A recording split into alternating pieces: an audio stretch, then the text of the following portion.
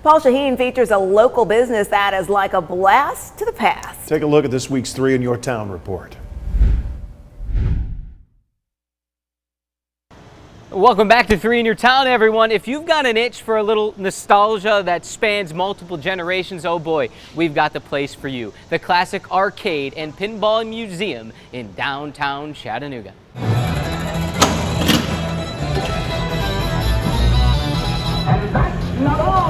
And here to help us break it down, GM, the Classic Arcade Pinball Museum, Logan Lee. Are you aware how awesome your job is? Dude, it's a dream job.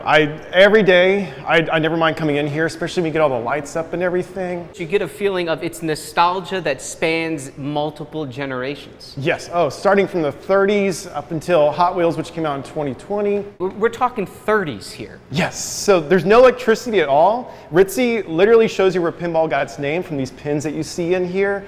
My favorite thing is you had to do the math yourself. This one sticks out because everyone in Chattanooga, you all remember the Delta Queen. Yes. This is from 1974. Based on the actual Delta Queen that was docked down here for the longest time, I believe as a hotel at the time. I walked in today and I just said, I was taken back. I said, whoa.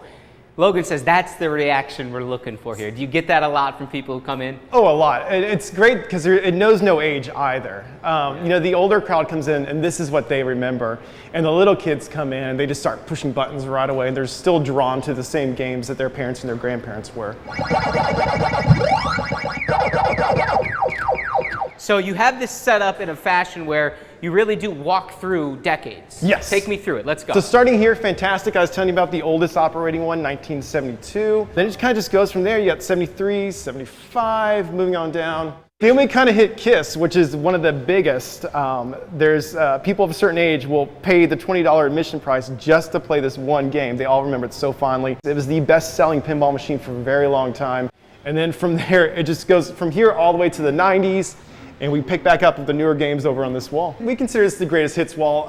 Starting at the end here, Addams Family, Twilight Zone are two of the machines people remember the most. We have a little card in front that tells you the history of every machine. The year. Some trivia notes, how many were made. So that way you can kind of start looking around. You realize you might be playing a rare machine. The dominoes I was telling you about, only 136 of these are out there. Only 136 Yes. of these. Logan, tell me about this monstrosity we have right here. Hercules lives up to its name. It is the largest commercially built pinball machine ever. We're one of only a handful of places where you can still play it. It uses a cue ball as the pinball. You can see how big the flippers are. It's a cue ball. It is a cue ball. And these are called flippers, right? The flippers, you yes, could paddle sir. a boat with those. That's right, you could. And it's fun to watch little kids come in here and they can't even reach both ends of this thing. So we got the Classic Arcade here as well. Everything you probably remember. Frogger, of course, Pac-Man, and we all remember Golden Tee from our college years. Cross-branding here, a little on par with Paul action. Let's do it. Centipede, Street Fighter gets a lot of attention. How many hours have I wasted on that bad boy? Well, ours is always set to free play, so you won't need any quarters on it at all.